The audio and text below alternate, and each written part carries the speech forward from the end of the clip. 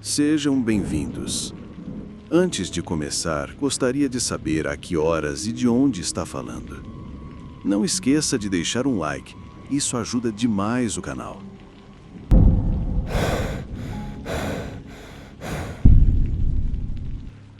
Eu tinha 33 anos quando me mudei de volta para uma parte do Tennessee que nunca planejei ver novamente. Dunn Hollow. Era lá que meu avô morava, se é que se pode chamar o que ele fazia de vida. Ele criava cabras e ficava olhando para as árvores a maior parte do dia. Não falava muito, a menos que tivesse bebido. E mesmo assim não era tanto falar, mas resmungar coisas que pareciam não ser para mais ninguém. Eu tinha saído de Dunn Hollow quando tinha 18 anos e jurei que não voltaria. Mas você sabe como é a vida. Num minuto você tem um emprego, um contrato de aluguel e planos. E no outro está dormindo no seu carro, se perguntando se comer pasta de amendoim com uma colher conta como jantar. Depois de ser demitido e queimar minhas economias, lembrei da casa que meu tio deixou para trás quando morreu. Ninguém na família queria a casa. Mal mencionavam. Ela ficava depois de Maynard Ridge, escondida num matagal, onde até os veados pareciam confusos. Então, me mudei para lá. O lugar era exatamente o que se esperava. Telhado afundando, tinta descascando, uma varanda que parecia que ia ceder se você olhasse errado. Mas era de graça. E tinha paredes. Os primeiros dias foram tranquilos. Desfiz as malas, consertei o que pude. Tentei fazer com que parecesse que eu não estava agachado em algum barraco esquecido. Mas o silêncio lá fora não era repousante. Era o tipo de silêncio que fazia você pensar que estava perdendo alguma coisa, como uma música cortando antes do refrão. Eu continuava ouvindo o barulho do chão quando não estava andando, e as paredes faziam aqueles estalos agudos e repentinos, como algo se movendo do outro lado. Eu disse a mim mesmo que era apenas uma casa velha. Disse isso em voz alta algumas vezes também, esperando que talvez, se eu dissesse o suficiente, eu acreditasse. Na segunda noite, eu estava sentado na varanda por volta das 11 horas, tentando pegar sinal no meu celular. O único lugar que funcionou foi o canto mais distante do degrau mais alto. Tive que segurar o celular de lado como se estivesse usando uma varinha mágica e ficar completamente imóvel. Eu estava prestes a enviar uma mensagem quando algo se moveu. Perto da árvore.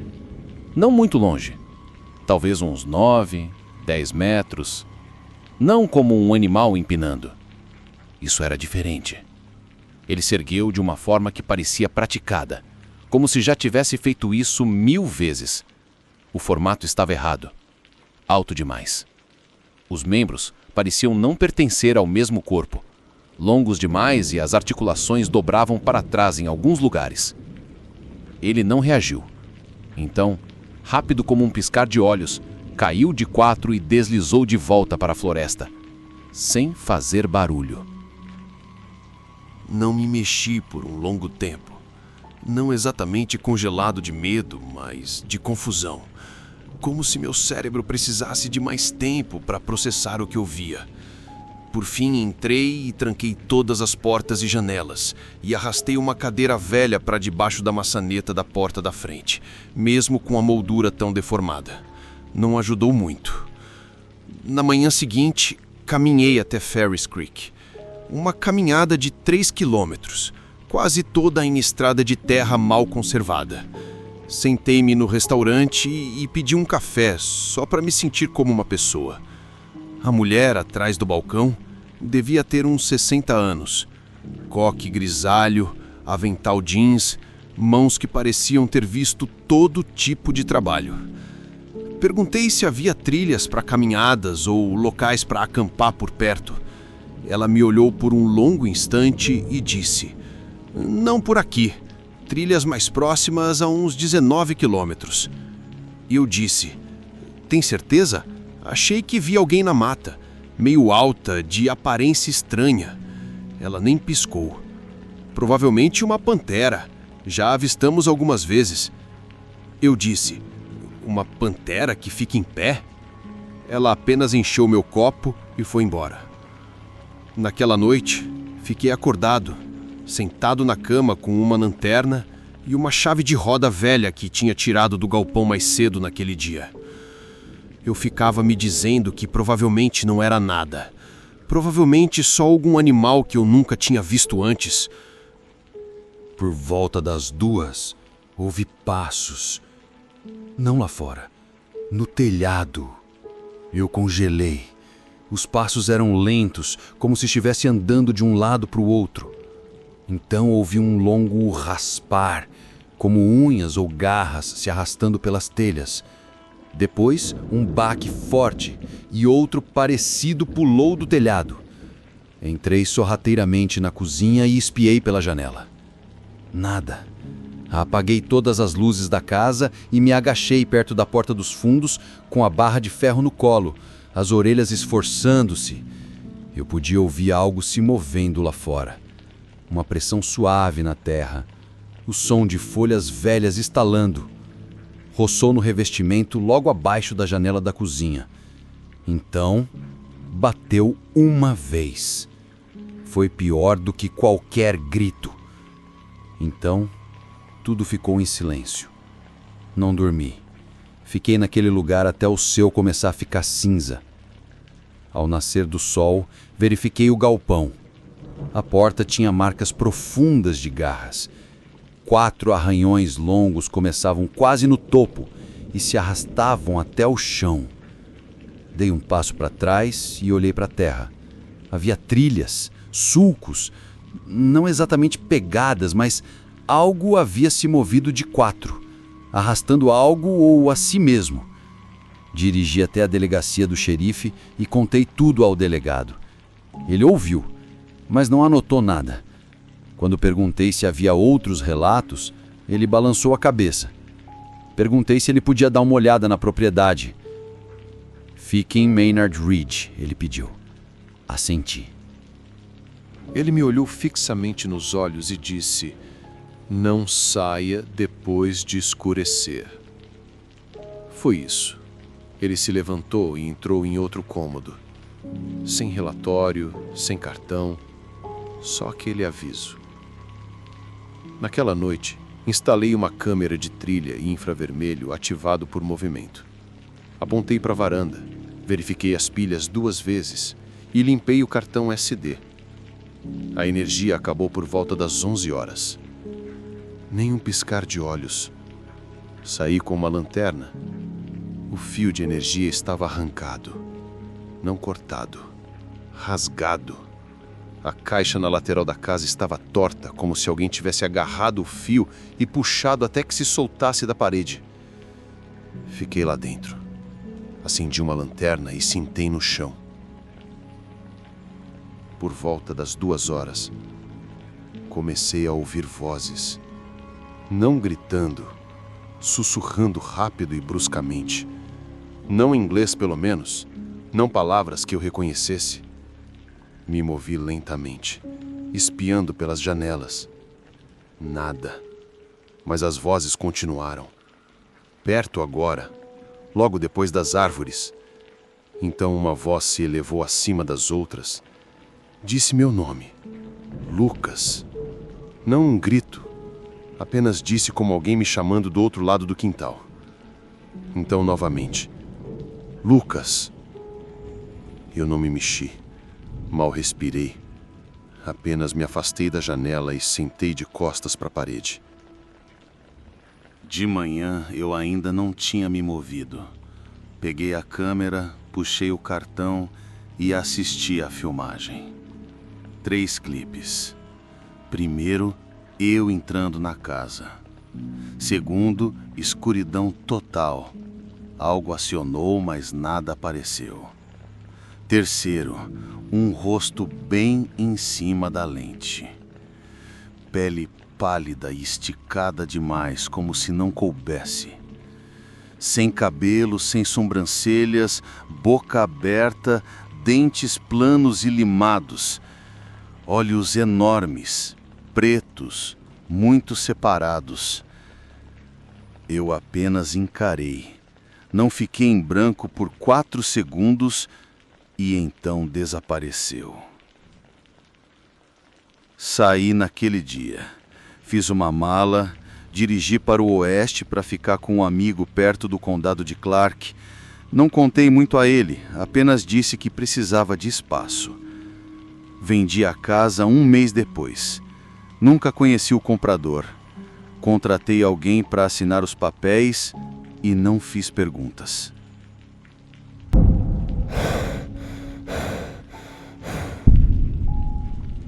Eu tinha 17 anos quando comecei a trabalhar à noite para um velho chamado Vernon Tate. Ele administrava um ferro velho nos arredores de West Hollow, um lugarzinho enterrado nas colinas onde você perde o sinal de celular na metade da estrada principal e só consegue voltar a pegá-lo quando chega em casa. Era o tipo de cidade onde todo mundo sabia da sua vida antes mesmo de você. E as pessoas tinham boa memória. Se alguém não aparecesse por um tempo, as pessoas não faziam perguntas. Simplesmente concordavam discretamente em não tocar no assunto. Vernon era estranho, mesmo para West Hollow. Morava sozinho num barraco atrás do escritório do ferro velho. Mal trocava uma palavra com alguém no restaurante. Diziam que ele era rico nos anos 80 ou algo assim, mas ninguém sabia como. Quando eu conheci, ele era apenas o velho que pagava em dinheiro para manter o quintal funcionando e não queria companhia. Ele me contratou sem me olhar nos olhos. Só para turnos noturnos, disse ele, contando notas de 20 com aquele jeito rígido de velho. Você só está aqui para manter as coisas em segredo. Não vá mexer onde não é chamado. Na época, imaginei que ele estivesse se referindo a bêbados ou talvez a um drogado ocasional. Havia muitos carros velhos por aí, vans, caminhões, ônibus escolares inteiros com peças que valiam alguma coisa se você soubesse o que procurar. Nada que eu não tivesse visto antes. Aceitei o emprego porque estava tentando sair de West Hollow. Economizar, talvez. Me mudar para algum lugar com ruas de verdade e prédios com mais de 2 andares. O lugar sempre parecia ter os dedos agarrados ao seu tornozelo, como se as árvores estivessem se inclinando um pouco perto demais. As pessoas saíam às vezes, mas sempre voltavam com uma aparência pior, ou nem voltavam. O trailer onde eu ficaria era rústico, muito rústico, meio afundado na terra, com uma janela que não fechava direito.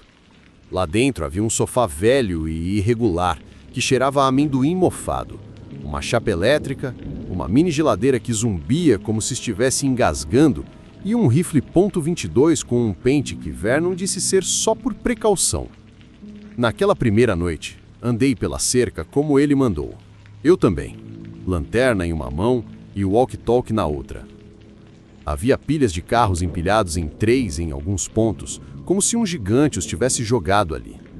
A lanterna ricocheteava nos para-brisas e para-choques enferrujados. Lembro-me de passar por uma velha van de igreja com vidros quebrados por todo o banco e um urso de pelúcia preso de cabeça na grade. Toda vez que eu passava por ela, jurava que ela tinha se mexido um pouco. Os grilos paravam quando chegava perto. Não sumiam, só paravam. Silêncio total e recomeçavam quando eu passava. Isso me assustou mais do que qualquer outra coisa. Nada aconteceu naquela noite, mas eu não dormi. Sentei no sofá com o rifle no colo e continuei verificando a porta, mesmo tendo trancado 3 vezes. Na segunda noite, ouvi passos. Não sons de animais, não o vento, passos de verdade. Passos lentos e pesados caminhando sobre cascalho. Levantei-me rapidamente e gritei através da porta. Olá! Nada. O walkie-talkie permaneceu silencioso. Examinei o quintal com a lanterna. Apenas metal retorcido e sombras. Mas eu sei o que eu ouvi. Fiquei acordado até o amanhecer, com as mãos suando no cabo do rifle. Na terceira noite, por volta da meia-noite, o walkie-talkie vibrou. Agarrei-o imediatamente. No início, apenas estática. Depois, um estalo agudo, como se alguém tivesse batido no microfone uma vez e depois o soltado. Foi só isso. Nenhuma voz, nenhum sinal.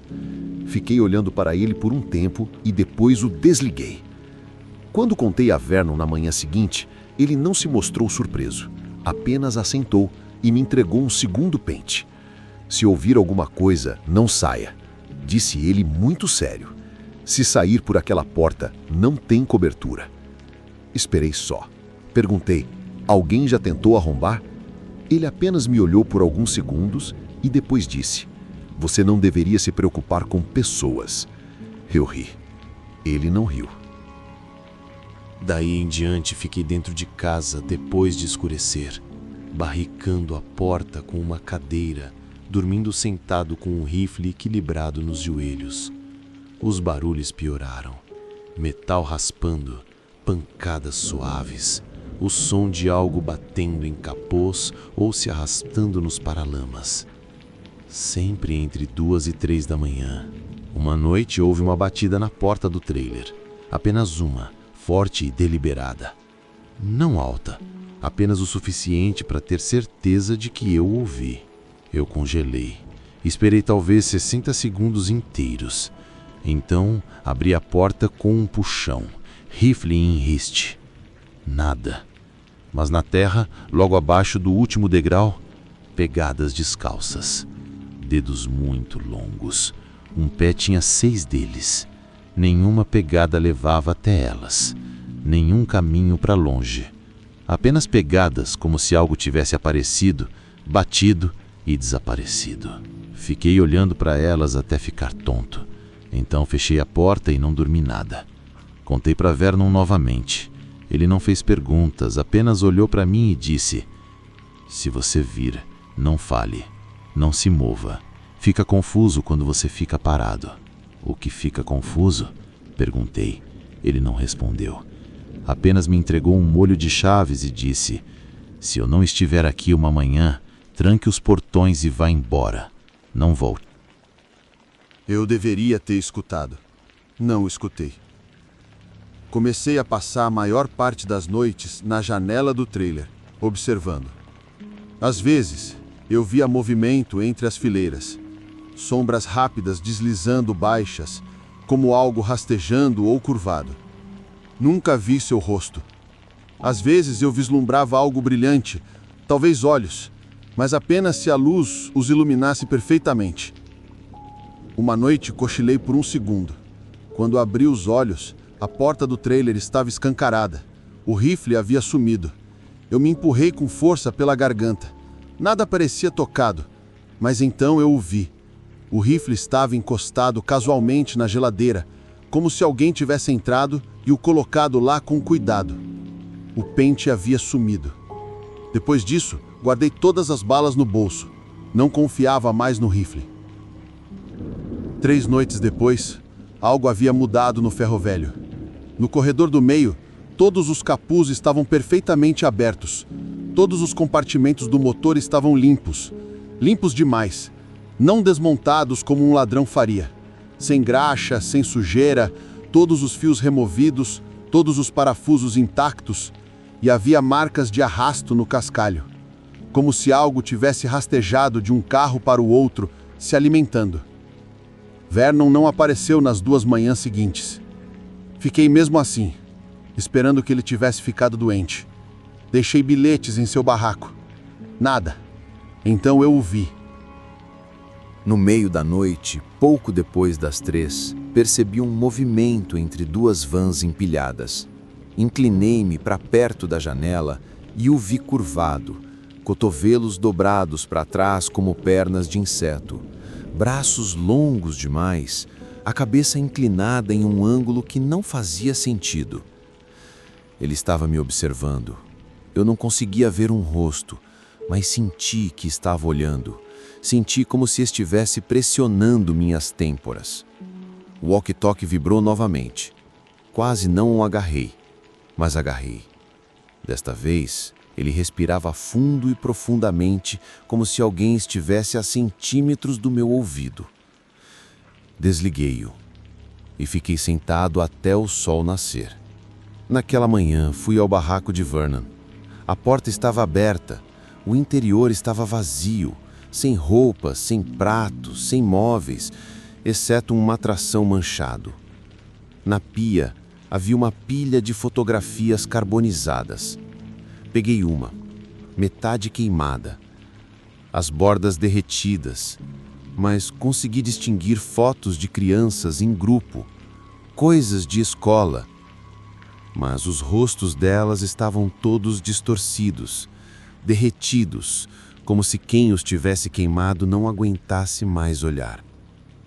Liguei para o xerife. Ele saiu, olhou em volta e me disse que parecia um pesadelo. Eles entraram com o processo. Vernon está desaparecido. O ferro velho foi fechado algumas semanas depois.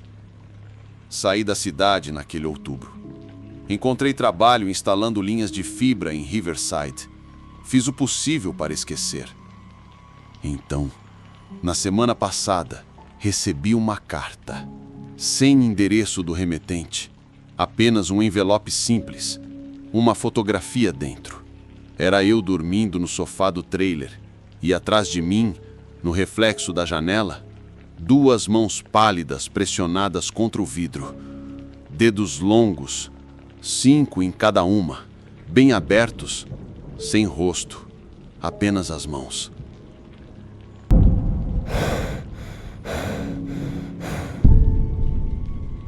Meu nome é Caleb. Eu tinha 16 anos no ano em que meu primo Darren e eu encontramos aquele velho porão atrás da igreja de St. Avery. Crescemos em um lugar chamado Marlin Ridge, enterrado nas profundezas das colinas do leste de Kentucky. Se você piscasse, perderia tudo. Só trailers, celeiros velhos e longos trechos de calçada rachada com mais buracos do que tinta.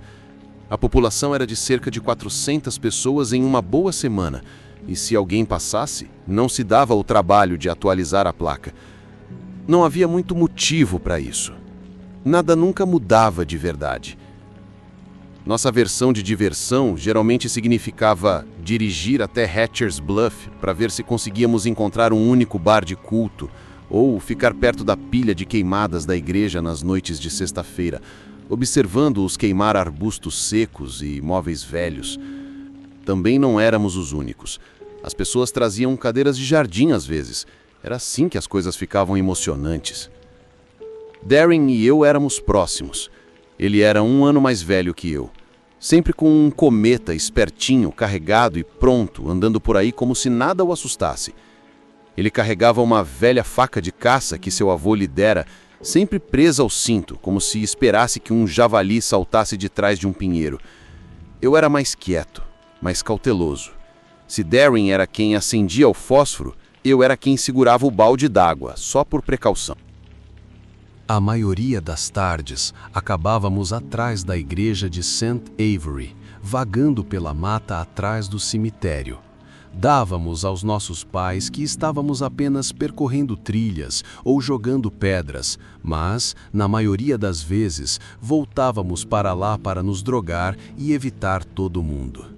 Aquele pedaço de floresta parecia esquecido. As trilhas cresciam tão rápido que era como se as árvores quisessem apagá-las. Lápides inclinavam-se em ângulos estranhos.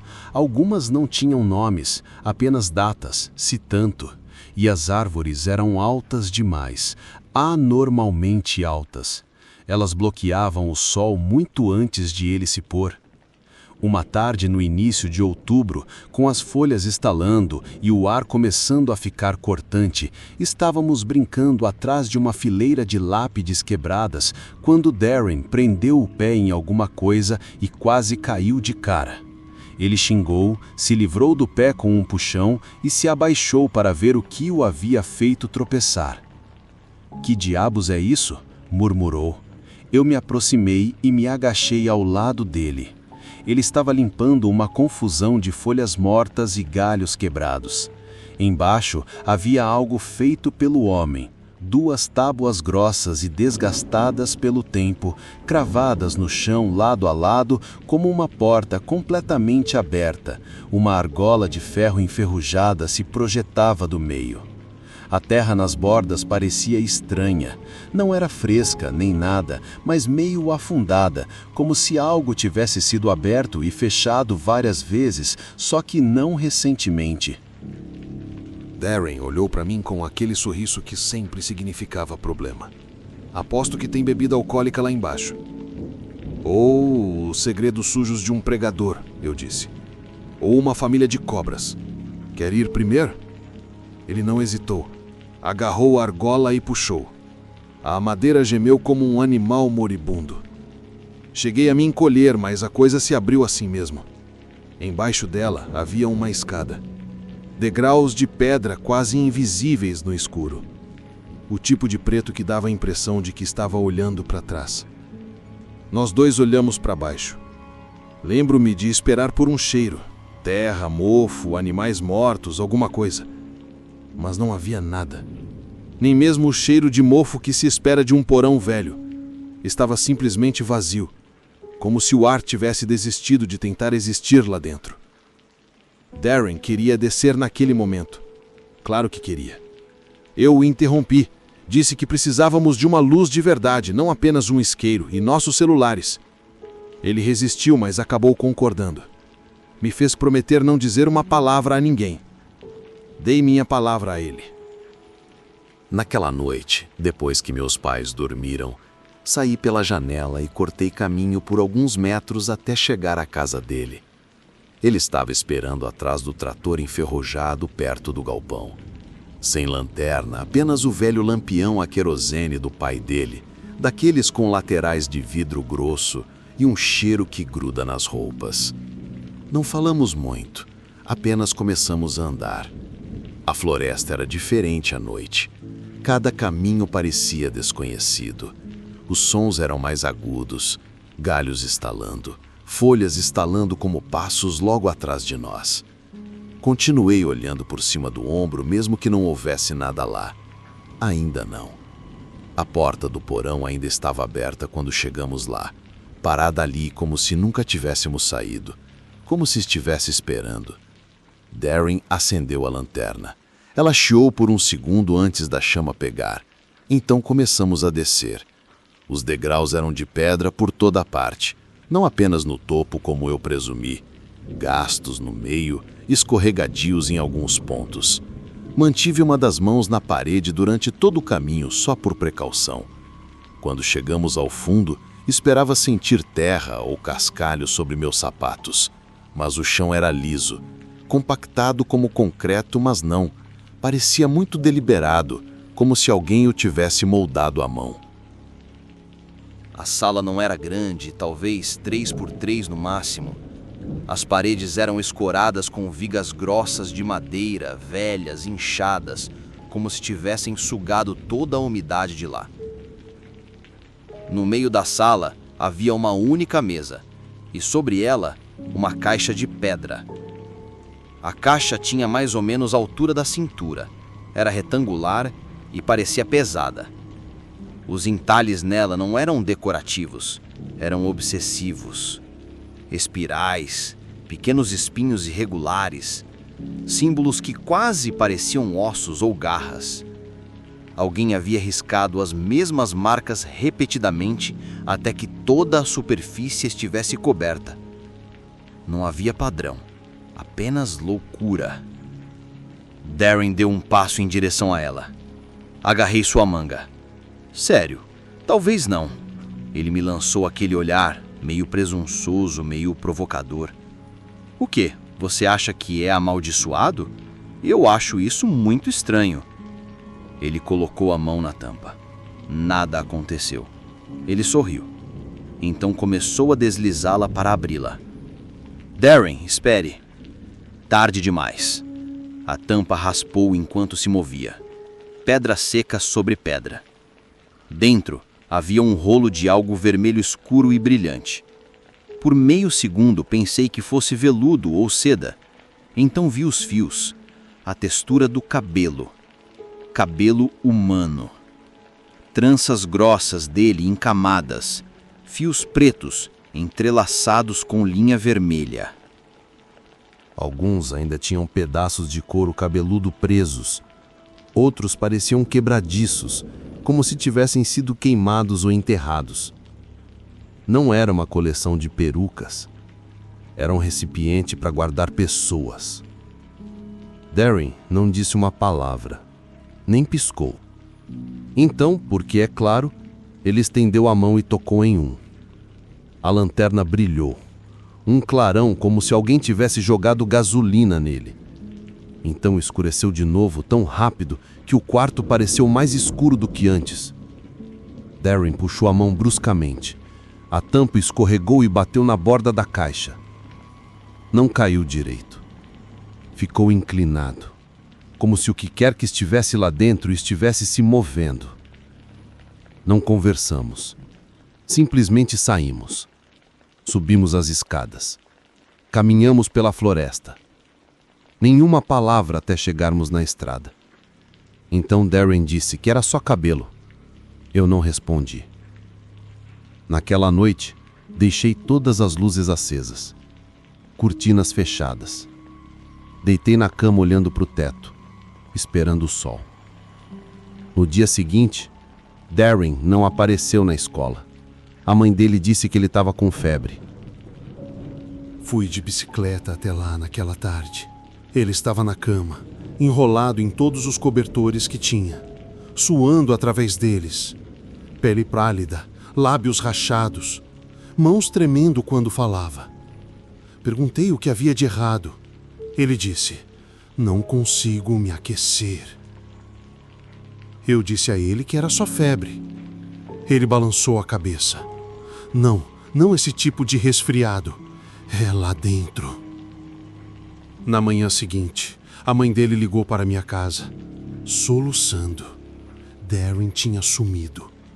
Simplesmente sumido. Nenhum bilhete, nenhum sinal de para onde foi, suas botas ainda perto da porta. Voltei para o porão. A porta estava fechada desta vez. Abri-a. A escada parecia ainda mais escura do que antes. Eu tinha acendido a lanterna e descido. A caixa de pedra ainda estava lá, mas a tampa estava quebrada. Cabelo sumiu. Algo havia pisado na terra batida. Príncipe não humano, não animal. Dedos longos e quádruplos, afiados nas pontas, bem espaçados. Recuei, não disse uma palavra a ninguém. Naquela noite, ouvi batidas na janela do meu quarto. Toc, toc, toc. Medidas, firmes. Eu não conseguia olhar, apenas fiquei ali. Então olhei. Darren estava lá fora. Ou o que restava dele. Olhos fundos, pele muito esticada no rosto. Seus lábios se moveram. Nenhum som saiu. Abri a janela apenas uma fresta, o suficiente para ouvir. Ele se inclinou para perto, hálito como mofo e pedra. Ele sussurrou: "Ainda está com fome." Então voltou para as árvores. Pare de dormir confortavelmente.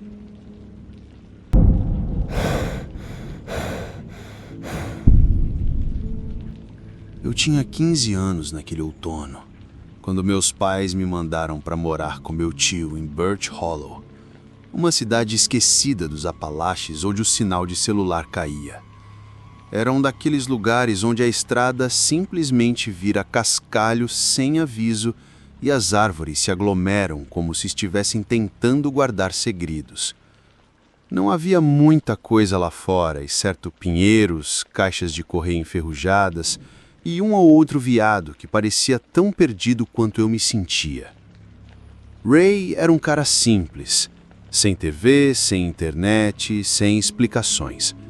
Você alimentava as cabras, empilhava a lenha e não passava da linha das árvores. Ele me disse na primeira noite que era isso, sem hora para dormir, sem tarefas depois de escurecer, apenas aquela regra que parecia ter sido gravada em seu crânio. Atrás da casa havia um celeiro, mal se mantendo de pé. Ele se inclinava para um lado como se tivesse cansado demais para terminar de desabar. Eu mantinha minha bicicleta dentro de casa, principalmente para não ter que ficar arrastando-a para dentro. Havia um porão embaixo, fresco, escuro, com um cheiro de terra mofada. Eu o usava como uma espécie de esconderijo quando chovia. Encontrei o poço por acidente. Eu estava dando a volta com minha bicicleta na lateral do celeiro quando o chão simplesmente cedeu. Minha perna afundou em um buraco e eu caí com força, o joelho raspando em pedras e raízes. Me puxei para fora, xingando baixinho, esperando ver um buraco ou talvez uma toca de animal destruída. Em vez disso, encontrei um anel de pedra meio enterrado em trepadeiras e musgo. Sem cobertura, sem manivela, apenas um buraco, talvez com 1,20 m de largura, cercado por folhas podres e silêncio. Sem água, sem brisa, apenas um cheiro forte e velho, como terra molhada trancada em uma caixa por muito tempo. Isso me fez recuar instintivamente, como se o que quer que estivesse lá embaixo não quisesse ser mexido. Naquela noite, mencionei isso durante o jantar. Ray estava comendo feijão enlatado direto da panela, sem nem se dar ao trabalho de usar um prato. Acho que encontrei um poço atrás do celeiro, eu disse. Ele não olhou para cima, apenas continuou mastigando. Deveria ter ficado enterrado, murmurou por fim. Perguntei o que era, mas ele não respondeu. Então o sonho começou. No início não era novidade nenhuma. Cair de penhascos, dentes se quebrando, coisas estranhas e comuns no cérebro. Mas depois de algumas noites, mudaram. Eu me pegava caminhando pela floresta descalço.